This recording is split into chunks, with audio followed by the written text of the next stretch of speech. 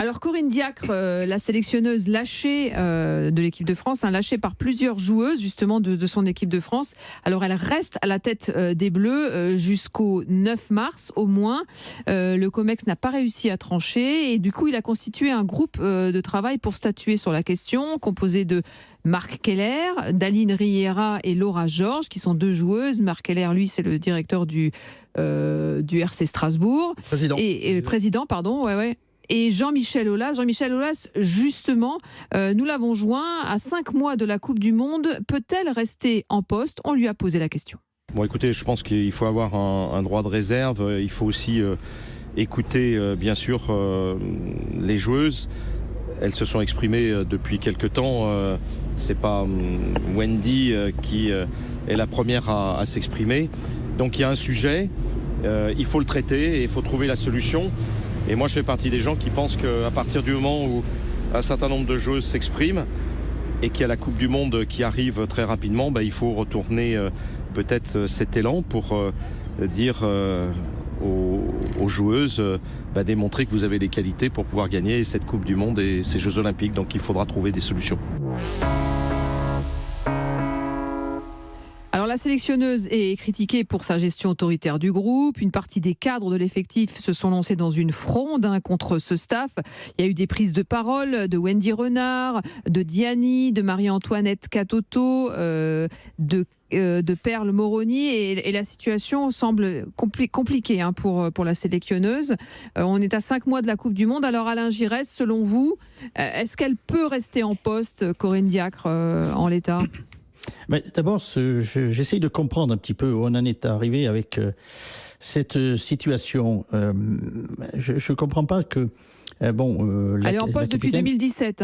Elle est en poste depuis 2017, oui. Effectivement, que tout d'un coup, la capitaine de l'équipe de France demande à quitter cette équipe de France parce qu'elle n'accepte pas le management, la direction de l'équipe de France, de l'entraîneur. D'accord. Donc, certainement qu'il y a un problème parce que une capitaine avec son sélectionneur, il y a des échanges. Et apparemment, ça n'existe pas. Apparemment, ça n'existe pas. Donc, certainement, ça part de là. Ce qui me dérange un petit peu, c'est la façon dont elle a présenté ça, Wendy Renard, quand elle dit qu'elle s'entende pas, qu'elle n'arrive pas à trouver la connexion entre la capitaine qu'elle est et la sélectionneuse. Je peux l'entendre. Mais tout d'un coup, qu'elle ait dit non, on ne travaille pas, elle remet en cause le travail. Là, ça devient... Elle dit qu'en fait, le staff est sous-staffé pour le coup. Il manque du monde, contrairement à d'autres équipes, de grandes équipes. Et le management trop autoritaire. Et le manque de moyens. Et le manque de moyens aussi de la Fédération française. Alloué par la Fédération au football féminin dans l'ensemble. J'entends. Elle a même dit que on travaillait pas, le travail n'était pas bon, etc. Donc là, il faut faire attention parce que tout d'un coup, c'est que si les joueuses réclament, c'est elles qui fixent le travail à effectuer, le travail du quotidien d'une équipe nationale. Là, c'est un petit peu délicat. Mm-hmm. C'est là. Après qu'effectivement, il y a des problèmes et de fonctionnement. Ce staff restreint. Je pense que là, c'est Corinne Diacre qui l'a voulu parce que il y a déjà des membres du staff qui ont été démis de leur fonction parce qu'ils étaient trop proches des joueuses.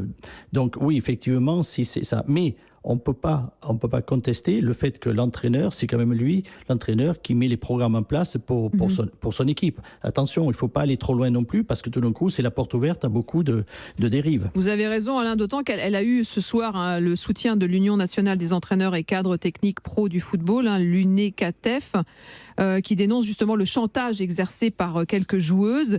Il rejoint votre position. Enfin, quand on entend Jean-Michel Aulas, il y a quelques secondes sur notre antenne sur Europe 1, dire à demi-mot que globalement ces jours sont comptés et qu'on sait que ce même Jean-Michel Aulas est dans cette commission qui va travailler pour faire un diagnostic et donc un rapport, il y a quand même un petit conflit, Cyril de la Morinerie. Bon, c'est sûr que Jean-Michel Aulas, par le passé, n'a pas toujours entretenu les meilleurs rapports avec Corinne Diacre, on ne va pas revenir là-dessus. Moi, je mets en avant quand même sa grande connaissance du dossier féminin, parce qu'il est à la tête du plus grand club européen en termes de football féminin. Le football féminin n'existerait pas sans Jean-Michel Aulas. Donc je pense que vraiment... Et il a aussi un projet de ligue de foot professionnel féminin, une LFP à la féminine. C'est très important de le préciser parce qu'encore une fois, ça souligne l'ampleur de la démarche effectuée par Wendy Renard et des deux autres qui l'ont suivi. Voilà, c'est un ensemble de choses. Oui, il y a un problème avec Diacre, très particulièrement, on le sait, il date pas d'hier, mais il y a également le football féminin et son avenir en France qui s'inscrit pleinement dans la démarche tentée par les joueuses. Parce qu'effectivement, elles sont désormais... il manque du monde par rapport à des équipes internationales. En fait, le gros problème que l'on a aujourd'hui, déjà, il y en a deux. Le premier, c'est que ça fait depuis longtemps qu'il y a un souci avec Corinne Diacre, parce que c'est pas les premières fois. Il y a eu Amandine Henry avant, il y a eu des Eugénie Le Sommer. Eugénie Le Sommer, etc. Donc vous avez à chaque fois les grandes joueuses. Sarah Boidi. Ça ne va pas. Ouais. Souvent des Lyonnaises. Vincent Labrune a eu un mot. C'est juste, il ne faut pas que ça soit la République des joueuses. Très important ce qu'il a dit. Très important. Très important ce qu'il a dit. Donc c'est pas les joueuses qui décident. Vincent Labrune, président de la Ligue de football professionnel, qui effectivement a pris la parole à l'issue de ce comité exécutif pour dire qu'on ne peut pas être aveugle et sourd à ce que disent les joueuses, mais c'est un truc qui est sûr et certain, c'est que nous ne sommes pas dans une république de joueurs et donc pas de chantage. Voilà, et surtout qu'on parle de la Fédération française de football, on n'est pas dans un club. Là, c'est la France. Exactement. Donc là, c'est vraiment un souci très, très particulier. Mais moi, je voudrais mettre quand même en avant le fait qu'il y a dans 5 mois une Coupe du Monde, que vous avez 3 des meilleures joueuses du monde. On ne parle pas quand même de n'importe qui, avec Wendy Renard, qui est une défenseuse. Moi, je l'ai vu hier, la FIFA, elle a encore reçu un prix.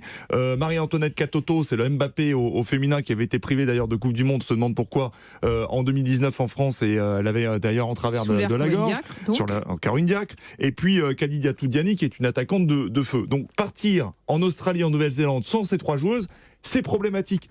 Or, elles ne sont pas les seules. Et elles ont évidemment profité du meilleur moment, si je puis dire, pour se déclarer. Elles savaient très bien que Noël Le Graët soutenait à corps et à cri Corinne Diacre, et que comme il allait partir, Noël Le Graët, elles ont décidé de se prononcer. Mais il va falloir prendre de toute façon une décision. On ne peut pas envoyer l'équipe de France dans cet état pour défendre nos couleurs.